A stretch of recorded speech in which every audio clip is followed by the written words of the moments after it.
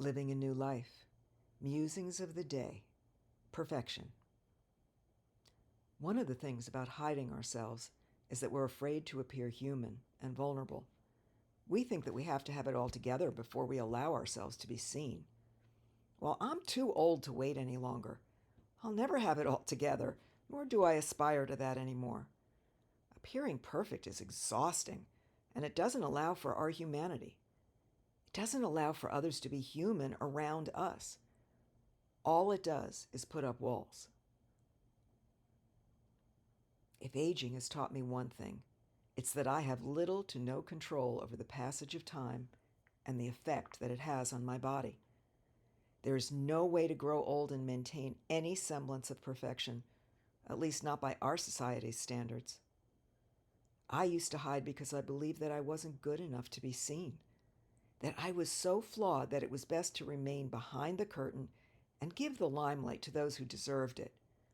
The beautiful ones, the successful ones, the perfect ones, the ones who seemed to have that magic something that we all aspired to. Growing up in the decades that I did, the images of women that I was supposed to aspire to were airbrushed models, frighteningly thin with no expression on their faces. They were mannequins, not humans. I was supposed to be quiet and not make waves, not think too deeply or challenge those in charge. Keep my dreams, my opinions, and my desires to myself to appear acceptable, especially to men. If I wasn't perfect enough, then no one would want me.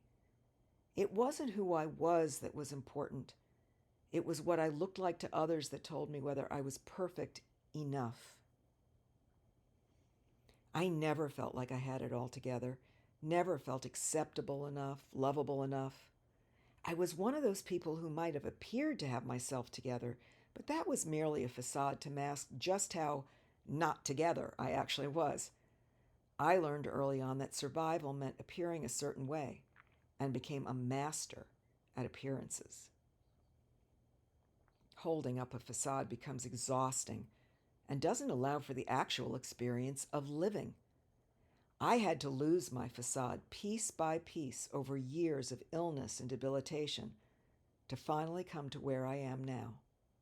Real, flawed, human, and ultimately perfect at being me. Perfectly imperfect is what I like to say about myself.